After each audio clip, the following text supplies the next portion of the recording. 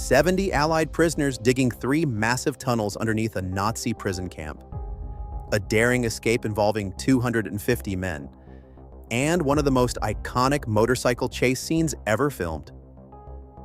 The Great Escape from 1963 became a legend. But what you see on screen, that's just the beginning of the story. From Steve McQueen's off-camera rebellion to the real prisoners who inspired the film, from tragic deaths during production to the bizarre way they faked an entire German town, these 21 facts will change how you watch this classic forever. Some of them are funny, some are tragic, and some are so strange you won't believe they're true. This is everything Hollywood never told you about The Great Escape. Number 1. The film was based on a real mass escape from Stalag Luft 3, a German prisoner of war camp near Sagan, now part of Poland. On the night of March 24, 1944, 76 Allied airmen crawled through a tunnel called Harry and escaped into the German countryside. The operation took over a year to plan. 3 tunnels were dug simultaneously: Tom, Dick, and Harry. The Germans discovered Tom early on. Dick became a storage area for the excavated sand and forged documents, but Harry stretched over 300 feet beyond the prison fence, complete with electric lighting powered by stolen wires, air pumps made from old kit bags, and even a small railway system built from bed slats to move dirt. The prisoners had to dig down 30 feet just to get below the seismograph sensors the Germans used to detect tunneling. They lined the walls with thousands of wooden bedboards stolen from the barracks. The men worked in shifts around the clock, hauling yellow sand up from the tunnel and dispersing it in the compound gardens and underneath the barracks. The actual escape was supposed to involve 200 men, but freezing temperatures and a tunnel collapse that blocked the exit for over an hour limited the number. Of the 76 who made it out, only 3 reached safety. 50 were executed on Hitler's direct orders. 23 were recaptured and returned to camps. The Gestapo murdered those 50 men in small groups and claimed they were shot while trying to escape. The executions violated the Geneva Convention and became war crimes. After the war, the RAF conducted a massive investigation called Operation Haystack to hunt down every officer involved in the murders. They tracked down and prosecuted 18 men responsible for the killings. Number 2, Steve McQueen wasn't even supposed to be the star of this movie. James Garner was originally positioned as the lead. The studio wanted a big ensemble cast, but McQueen's agent negotiated what became known as favored nations billing. That meant McQueen got equal screen time, equal pay, and equal promotional treatment with the other leads. When the studio resisted, McQueen threatened to walk. They caved. His character, Virgil Hiltz, the Cooler King, became the breakout role that defined his career. The irony? Hiltz wasn't even in the original book. The character was created specifically for the film to appeal to American audiences. In reality, there were very few Americans at Stalag Luft 3 during the actual escape. The camp held mostly British and Commonwealth airmen. Hollywood invented the American hero to sell tickets. Number 3, McQueen did most of his own motorcycle stunts in the film, except for the legendary fence jump. That specific stunt was performed by his friend and fellow writer Bud Ekins. McQueen desperately wanted to do the jump himself, but the insurance company refused to allow it. The production couldn't risk their star breaking his neck 2/3 of the way through filming. McQueen was so frustrated that he came up with a plan. He put on a German uniform and rode one of the motorcycles chasing himself during the escape sequence. If you watch closely during the pursuit scenes through the Bavarian countryside, Steve McQueen is literally chasing Steve McQueen. He's both the hero weaving through the forest trails and one of the Nazi soldiers hunting him down on the dirt roads. The director, John Sturges, thought it was hilarious and let him do it. McQueen was an experienced motorcyclist who'd competed in desert races and spent his weekends riding through the California hills. He treated the chase sequences like his personal playground. The production had to slow him down several times because he was riding so aggressively that the camera trucks couldn't keep up with him on the winding mountain roads. Number 4, the motorcycle jump over the fence became one of the most famous stunts in cinema history, but it almost killed Bud Ekins.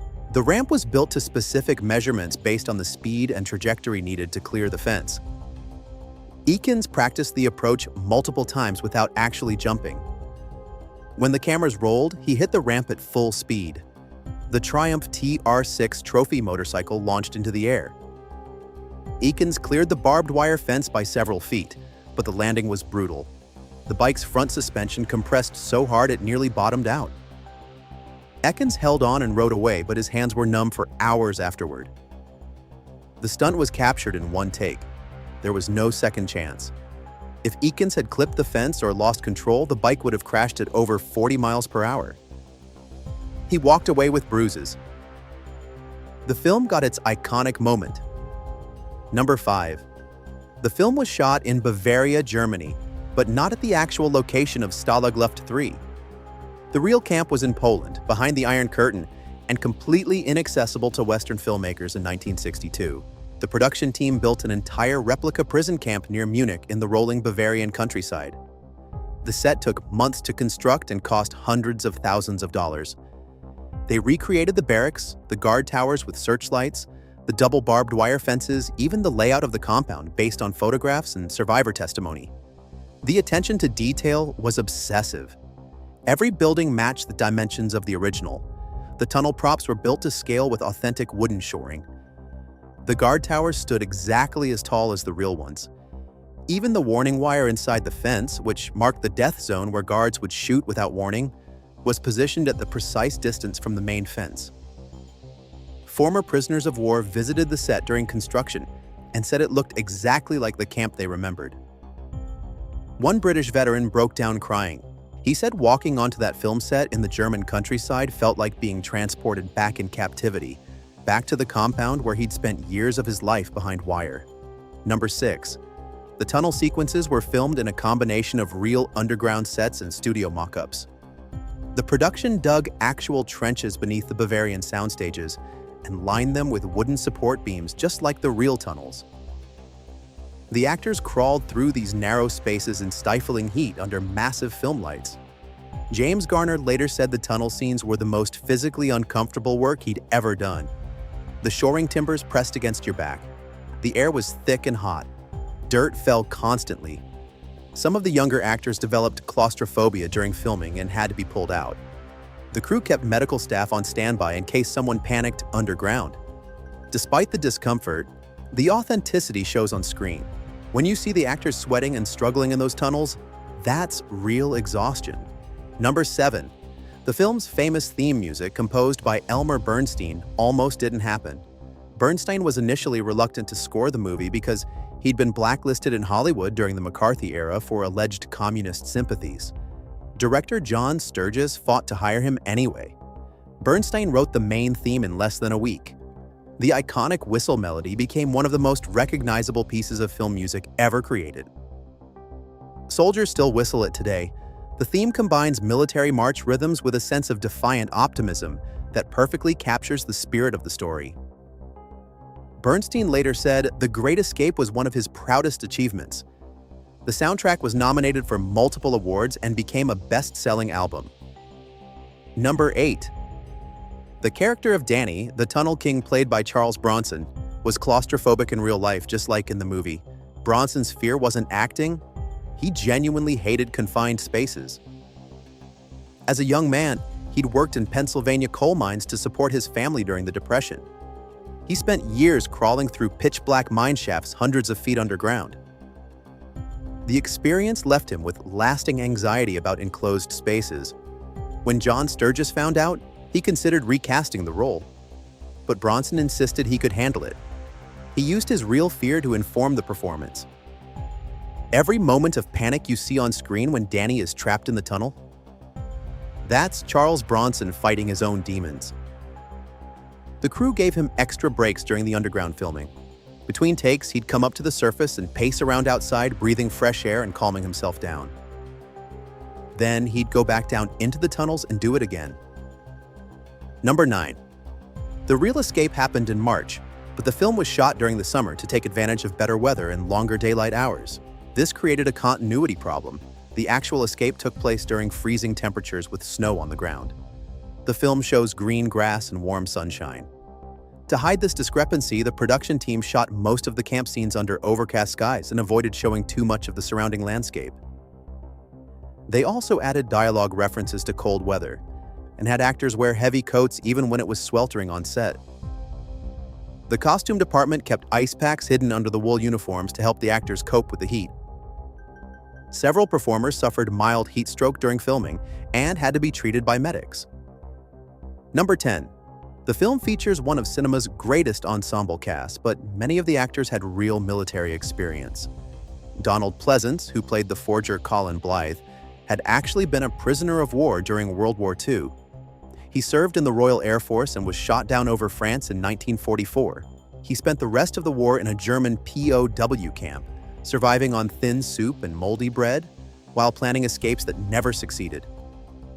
When he read the script for The Great Escape, he immediately understood the psychology of the characters. Pleasance brought authenticity to every scene. He knew what it felt like to be trapped behind barbed wire with nothing but time and fear. He knew the boredom that drove men to insane risks just to feel useful. He knew the desperate need to contribute to something larger than survival. His character goes blind while forging documents, working by candlelight in the underground workshop, until his eyes fail him. And the quiet dignity Pleasance brings to those scenes comes from real understanding of what men sacrificed in those camps. Other cast members had similar backgrounds. Hannes Messimer, who played the German commandant in his crisp Wehrmacht uniform, had actually served in the German military during the war.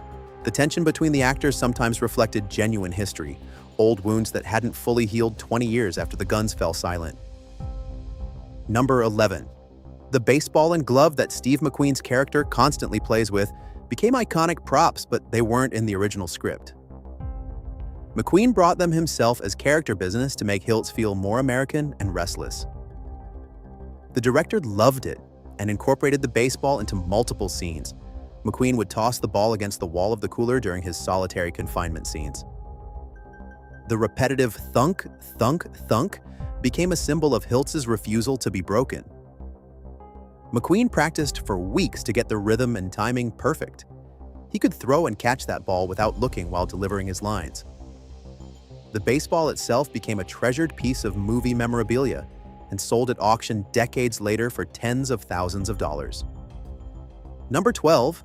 The film's production faced a major crisis when James Coburn, playing the Australian Sedgwick, broke his wrist during a scene. Coburn was supposed to throw a bag over the fence during a diversion, but he slipped on wet grass and fell awkwardly. The fracture required a cast, which created a massive continuity problem, since he'd already filmed scenes set later in the story without any injury. The costume department had to hide the cast under his jacket sleeve for weeks. The script was rewritten to avoid any scenes where Coburn needed both hands. Close-ups were carefully framed to keep the cast out of view. Coburn later joked that he spent half the production essentially acting one-handed while pretending nothing was wrong. Number 13. The film includes a 4th of July celebration scene where the American prisoners brew moonshine and get drunk. This scene was based on real events. Allied prisoners in German camps did brew illegal alcohol using stolen potatoes, raisins, and any sugar they could scavenge. The fermentation process took weeks and the results were often toxic. Men got violently sick from drinking the homemade liquor, but they kept making it anyway. It was a form of resistance, a way to maintain some control over their lives. The production used real alcohol during filming of the celebration scene to get authentic drunken behavior from the actors. By the end of the day, several of them were genuinely hammered. The director decided that was the last time he'd allow actual drinking on set. Number 14. The barbed wire fences in the film were real, and several actors were injured during filming. The production used authentic barbed wire to maintain visual accuracy. During the escape sequences, actors had to crawl under fences and climb over barriers. Despite padding and safety precautions, the wire still cut through clothing and skin. James Garner tore a gash in his arm during one take that required stitches. Another actor sliced his hand badly enough to leave a permanent scar. The medical team treated dozens of minor cuts and puncture wounds throughout the production. Modern film productions would never allow real barbed wire on set, but in 1962, authenticity often trumped safety. Number 15. The character of Ives, played by Angus Lenny, who goes insane and tries to climb the fence, was based on a real prisoner who snapped under the psychological pressure of captivity. Mental breakdowns were common in POW camps. Men who'd been brave and competent soldiers sometimes couldn't handle the endless monotony and helplessness of imprisonment. Some developed what was called barbed wire disease, a form of psychosis triggered by confinement. They'd become obsessed with the fence, staring at it for hours, measuring distances to the wire, planning impossible escapes. When Ives climbs the fence in the film and is shot by guards, it's a brutal reminder that not every prisoner survived with their sanity intact. The real man who inspired the character didn't die at the fence, but he never fully recovered from his time in the camps. Number 16. The scene where the prisoners celebrate the 4th of July required hundreds of extras dressed as Allied prisoners. The production hired local German men to play the POWs. Many of these extras were old enough to have fought in World War II, which created an uncomfortable atmosphere on set. Here were former Wehrmacht soldiers now playing Allied prisoners for an American film company. Some of the extras had actually guarded real POW camps during the war. The older British and American actors, many of whom had fought against Germany, found themselves working alongside men who might have been their enemies 2 decades earlier. The tension was palpable during breaks. People kept to themselves. Very few friendships formed across those old battle lines.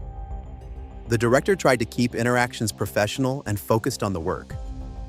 Number 17. The film's famous line, "I haven't seen Berlin yet from the ground or from the air, and I plan on doing both before the war is over," was Steve McQueen's ad-lib. It wasn't in the original script. McQueen felt his character needed more swagger, more American confidence.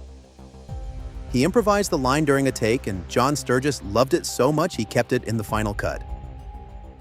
McQueen's ability to inject personality into his dialogue made Hiltz feel like a real person rather than a stock character. Other actors started improvising their own lines to keep up. James Garner added several humorous quips.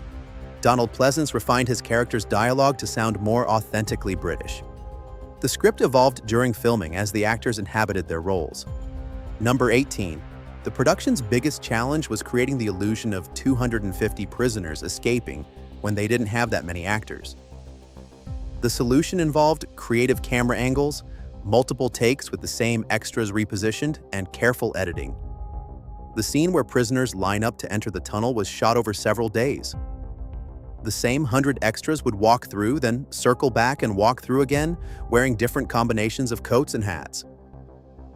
In the final edit, those 100 men looked like hundreds. The escape sequence required meticulous planning to avoid showing the same face twice in consecutive shots.